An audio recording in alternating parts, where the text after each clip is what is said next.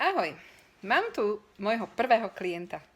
Áno, je to môj syn Tomáš. Prečo som s ním začala pracovať, bolo to? On hľadal pomoc a ja som hľadala pomoc pre neho a nič som nenašla. Takže mi neostalo nič iné, iba sa začať zaoberať tým, aby sa mal aj on dobre. Tak, povedz, čo všetko ti v živote pomohlo, lebo nebolo to ľahké, to ešte poviem. Ani pre neho, ani pre mňa.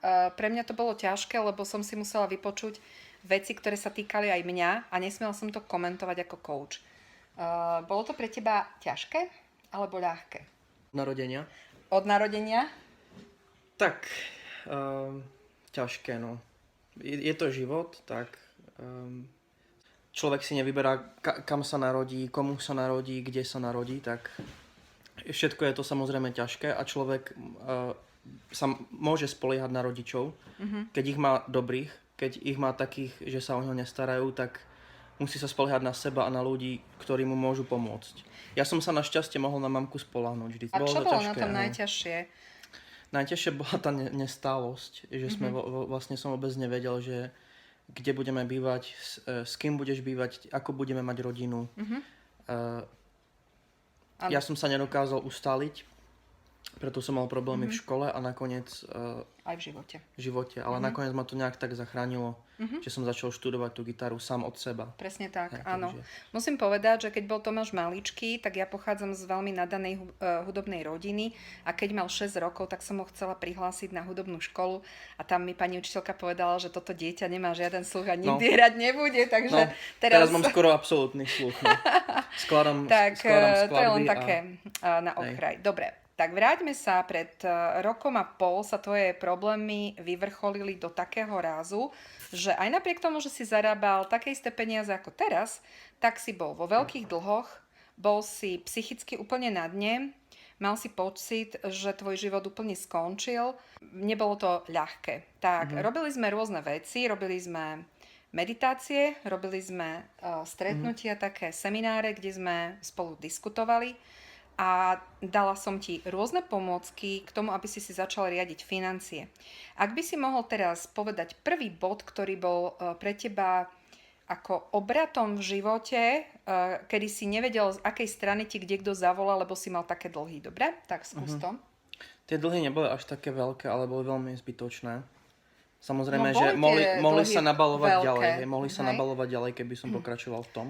Ja ešte poviem, že tá pôžička, ktorú si mal, alebo viacero, bolo z tých nevýhodných, z tých strašných, ako sa to volalo? Nebankové inštitúcie. Nebankové inštitúcie. Takže keď toto som sa ja dozvedela, že on má dlhy v nebankových inštitúciách, tak to bolo brutálne, lebo tam oni sa s vami vôbec nepárajú. Dobre? Takže prvý obrad kedy nastal?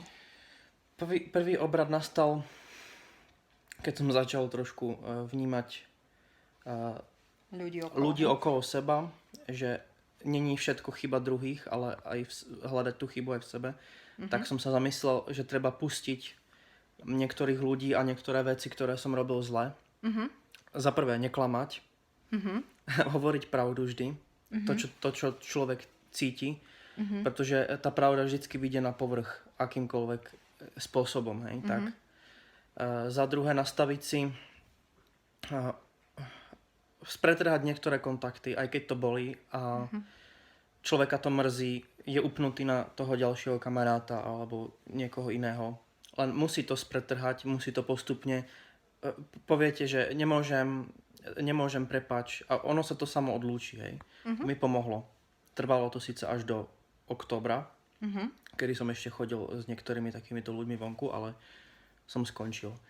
Za druhé to bolo nastavenie si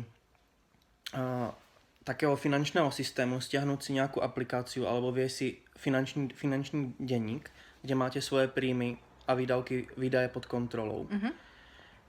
Najlepšia bola tá aplikácia, ktorú som si kúpil za pár eur cez Android. A tam som zistil, koľko v realite míňam. Všetko som si naozaj, každú kávu, každé malé jedlo, každú blbosť som si tam zapisoval a zistil som. Áno, a robíš to dodnes? Robil som to ešte 2 mesiace dozadu, lenže sa mi naakumulovalo toľko peňazí, že vlastne, že ja som už nič nemíňal. Proste ja som Stal sa, nie držgloš, jak sa to povie. Sa zo mňa nestal, len Proste tie peniaze pri tebe začali byť. proste Lebo im som bolo dobre. kávu si nemusím kúpiť za peniaze, pretože mám kartu na Slovnafte. Takže to, čo som natankoval, tak za to som si kúpil kávu. Hej. Takže tak som začal rozmýšľať, sa to začalo kumulovať. Príjmy nemám až také vysoké, ale za pár mesiacov som dokázal ušetriť veľa. Tu je dôležité povedať, že z toho myslenia nemám dosť a málo zarábam, pri tom istom plate za rok a pol nielenže dokázal splatiť tie dlhy, a to hovorím teraz bez našej pomoci. Pomoc bola iba psychická, nie finančná. Si dokázal dneska našetriť na auto. Ja si myslím, že tú aplikáciu by si mal stále používať. Budem Ja to ju používam používať, tiež. Kvôli tejto situácii, čo teraz bola, že vlastne som len doma, nechodím do práce, ale aj tak mi chodí výplata, pretože som učiteľ, pracujem z domu. Tak som tú aplikáciu nepoužíval, nemám vôbec skoro žiadne výdaje. Jasne. Takže Jasne. nikam sa nedalo chodiť ani vonku, tak Áno. teraz už tie 2 týždne by som si to mal zapisovať, pretože Čo by som si? zase Prepáč. išiel trošku párkrát na nejaké pitia a tak, takže si to musím zapisovať. Akú radu by si dal, alebo nie radu, ale niečo na zamyslenie takému človeku, ktorý je v podobnej situácii, že za ním chodia sami veritelia, hrozia mu exekúcie, lebo aj to tam bolo.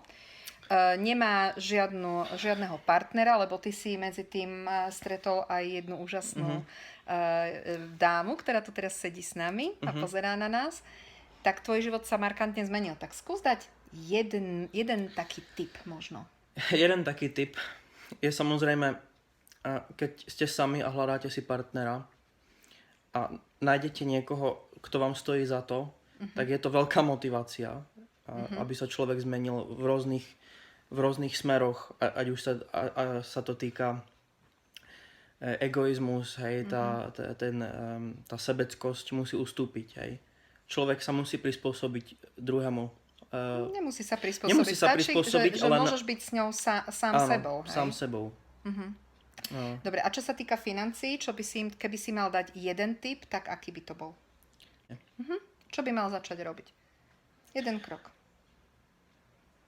Mal by posilniť svoju vieru. Samozrejme v sebe same silniť tú vieru. Uvedomiť si hodnoty ľudské, že sú to stále len financie, ktoré sa dajú splatiť, nezúfať. Určite nezúfať, že akékoľvek číslo to je, dá sa to vždy splatiť. Áno. Dá sa skonzultovať to s rôznymi ľuďmi, s finančnými poradcami, Presne ktorí vám tak. poradia. Áno. Bankrot je takisto možnosť, odklad splátok. Poviem takú vec, modliť sa za to, čítať si tú filozofiu. Ja si čítam Bibliu občas. Tam hľadajte tie vedomosti, ktoré vás možno posunú ďalej.